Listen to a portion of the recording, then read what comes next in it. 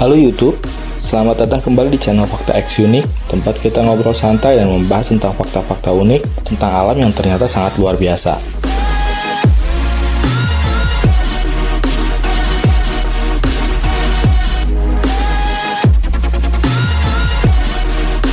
Kita akan bahas topik yang bikin aku sendiri merinding waktu pertama kali aku mengetahuinya.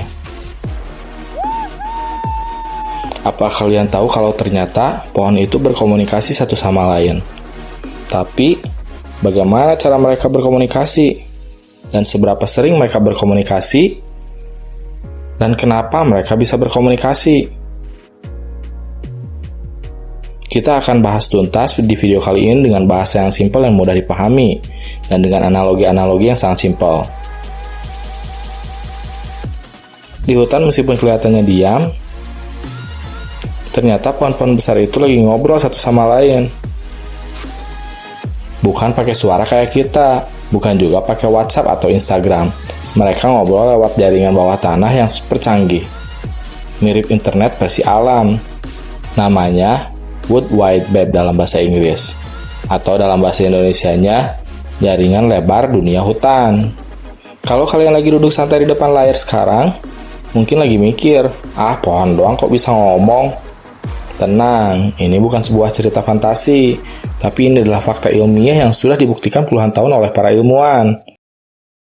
Di video panjang kali ini, kita akan bahas dari awal mula penemuannya, bagaimana cara kerjanya, dan contoh nyata di hutan. Kenapa ini penting banget buat kita sebagai manusia? Oke, sebelum kita mulai, aku mau tanya dulu nih, pernah nggak kalian jalan-jalan ke hutan? Lihat pohon-pohon tinggi menjulang, daunnya hijau, tapi kok rasanya hutan itu hidup banget. Ternyata, di bawah kaki kita ada dunia yang lebih ramai daripada yang kita pikirkan. Ayo kita mulai dari yang paling mendasar dulu, biar kita nggak bingung memahami ceritanya. Jadi teman-teman, pohon itu nggak hidup sendirian. Mereka punya teman dekat namanya jamur mycorrhiza. Mycorrhiza ini adalah jamur spesial untuk hidup bareng akar-akar di pohon. Kata myco artinya jamur, dan rhiza artinya akar. Jadi, jamur-jamur ini memang menempel di akar pohon. Mereka bersimbiosis mutualisme, di mana hubungan mereka saling menguntungkan antara keduanya. Pohon ngasih makan ke jamur, yaitu gula dari hasil fotosintesis, dan jamur juga balas dengan mengasih mineral, air, dan nutrisi yang sudah diambil dari pohon itu sendiri dari tanah. Tapi yang bikin hebatnya lagi, jamur ini nggak cuma nempel di satu pohon. Benang-benang halusnya itu yang disebut hipe atau miselium, ini bisa nyambung ke akar pohon lain. Satu pohon bisa terhubung ke puluhan bahkan ratusan pohon di sekitarnya. Coba bayangkan seperti kabel fiber optik di bawah tanah. Yang kita sebut jaringan mycorrhiza atau World Wide Web. Jaringan ini bisa menyakup area hutan seluas lapangan bola atau lebih besar lagi. Nah, lewat jaringan ini, pohon bisa berkomunikasi. Komunikasinya bukan pakai kata-kata, tapi lewat transfer zat kimia, nutrisi, dan sinyal-sinyal untuk komunikasi. Misalnya, kalau satu pohon lagi kekurangan air atau nutrisi, pohon tetangga yang lebih kuat biasanya berkirim bantuan. Atau kalau ada serangan hama, pohon yang kena bisa kasih peringatan ke yang lain, supaya siap-siap bikin zat pelindung. Ternyata hubungan antar tetangganya sangat erat, mirip kondisi di Indonesia di mana kita sangat menjunjung tinggi kebudayaan gotong royong. Ketika ada tetangga kita yang kekurangan, maka kita akan bergotong royong untuk membantu tetangga tersebut. Komunikasi antar pohon ini tidak ditemukan baru-baru ini, tapi hal ini sudah diketahui dan diteliti mulai dari tahun 1990-an. Ada seorang ilmuwan wanita dari Kanada, namanya Dr. Susan Simard. Dia profesor ekologi hutan di University of British Columbia. Dr. Susan tersebut waktu itu lagi riset di hutan British Columbia, tempat banyak pohon cemara dan birch. Dia penasaran kenapa pohon-pohon muda susah hidup kalau pohon besarnya ditebang. Terus Dr. Susan pakai metode keren. Dia kasih karbon radioaktif ke salah satu pohonnya, terus lihat apakah karbon itu pindah ke pohon yang lainnya. Ya, memang benar, karbon dari pohon donor mengalir ke pohon tetangganya lewat jamur-jamur tersebut. Dia buktikan bahwa pohon berbagi makanan, bahkan pohon yang lebih tua atau yang disebut mother tree atau pohon induk bisa kasih nutrisi lebih banyak ke pohon-pohon kecilnya di sekitarnya. Mirip ibunya yang kasih susu ke anak-anaknya. Dr. Susan mengemukakan artikel yang mengguncang dunia saat itu, yaitu tentang "A forest is much more than what you see." Artinya, hutan lebih dari yang kelihatannya di permukaan.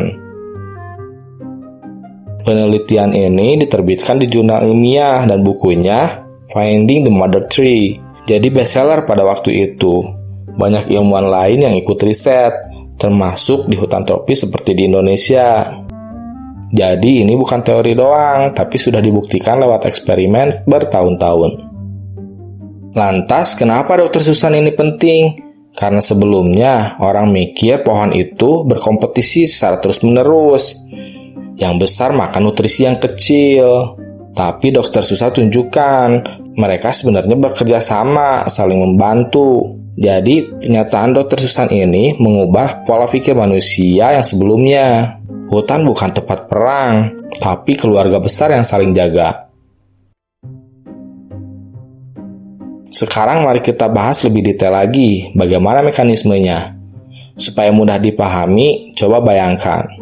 Tanah di hutan itu seperti kota di bawah tanah. Akar pohon adalah rumah-rumahnya. Jamur adalah jalan tol dan kabel listrik yang menghubungkan semuanya. Jamur mycorrhiza tumbuh di sekitar akar. Ada dua jenis utama. Ectomycorrhiza yang berada di luar akar, sering terdapat pada pohon pinus, dan endomycorrhiza, yaitu masuk di dalam sel akar. Biasanya terdapat di hutan-hutan tropis. Benang jamur mycorrhiza tersebut yang sangat super tipis, lebih kecil dari rambut manusia, merambat jauh sampai berpuluh-puluh meter. Nah, dan lewat benang ini terjadi pertukaran. Pohon kasih 20-30% gulanya ke jamur. Dan jamur kasih balik fosfor, nitrogen, kalium, bahkan air saat musim kering. Kalau pohon A butuh bantuan, sinyal kimia dikirim lewat jamur ke pohon B. Dan pohon B langsung kirim bantuan ekstra. Contoh nyatanya, di hutan Kanada, Dr. Susan lihat pohon cemara tua kirim karbon ke bibit cemara kecil yang lagi susah dapat sinar matahari. Karena tertutup daun-daun yang besar. Bibit itu bisa bertahan hidup berkat bantuan dari induknya. Bahkan pohon induk bisa bedain antara anak kandung dengan anak tetangga yang lainnya. Dan pohon besar itu memberikan lebih banyak nutrisi ke anaknya sendiri. Mirip kita sebagai manusia yang lebih sayang kepada keluarganya sendiri. Lalu, soal peringatan bahaya. Kalau satu pohon diserang hama, dia kirim sinyal kimia lewat jaringan-jaringannya. Pohon tetangga yang dapat sinyal langsung produksi zat pahit atau racun di dalamnya supaya hama-hama itu tidak menyukainya. Ini seperti alarm kebakaran di gedung. Semua pohon itu menjadi lebih siaga untuk menghadapi bahaya-bahaya tersebut.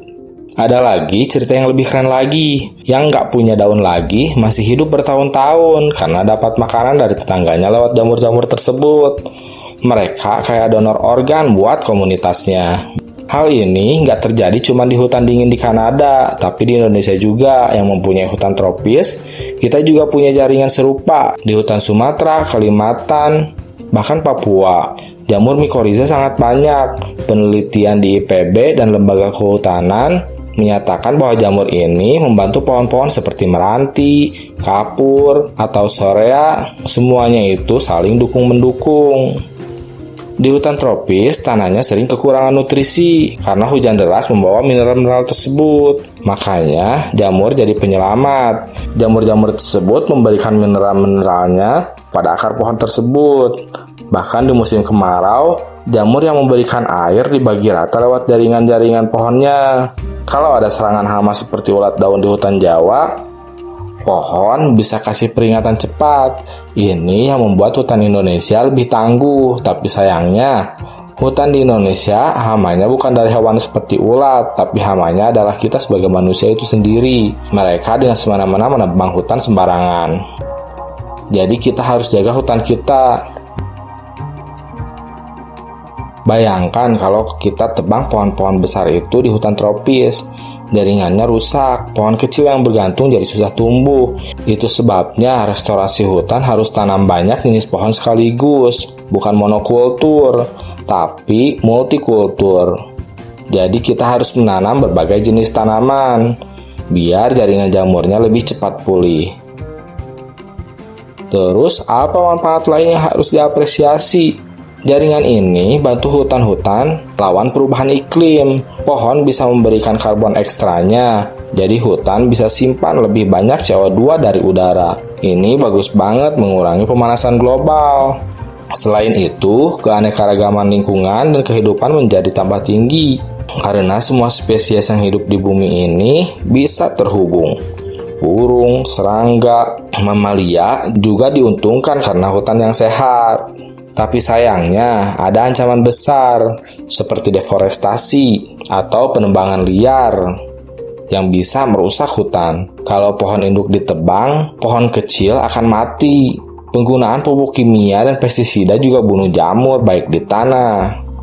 Indonesia banyak lahan sawit monokultur, jaringannya hampir nggak ada. Akibatnya tanah cepat rusak, banjir mudah datang, dan hutan kurang tahan bencana. Kita sebagai manusia harus ikut jaga hutan kita. Terus, apa nih yang bisa kita lakukan? Kita bisa melakukan hal-hal kecil, seperti menanam pohon di pekarangan atau ikut program reboisasi, dukung hutan lindung, jangan beli produk dari kayu ilegal, belajar lebih banyak tentang alam, dan ajak anak-anak kita atau keluarga jalan ke hutan sambil cerita mengenai hal ini. Kalau kita punya kebun, pakailah pupuk-pupuk yang organik, biar jamur-jamur mikorizа tersebut bisa tetap hidup. Pernah nggak baca cerita dari Paul Stamets, ahli jamur? Dia bilang jamur adalah internet alam, yang katanya jamur ini menjaga keseimbangan bumi kita ini. Dr. Susan juga pernah bilang kalau kita paham World Wide Web, kita bakal lebih hormat ke hutan. Hutan bukan cuma sumber kayu atau tempat wisata, tapi hutan adalah komunitas yang sangat hidup dan saling menyayangi. Oke teman-teman, kita udah bahas panjang lebar ya, dari pertemuan Dr. Susan, mekanisme jamur, mother tree, sampai situasi di Indonesia. Intinya, pohon itu pintar. Mereka nggak egois, mereka saling membantu antar satu dengan yang lainnya, lewat jaringan akar dan jamur di dalam tanah.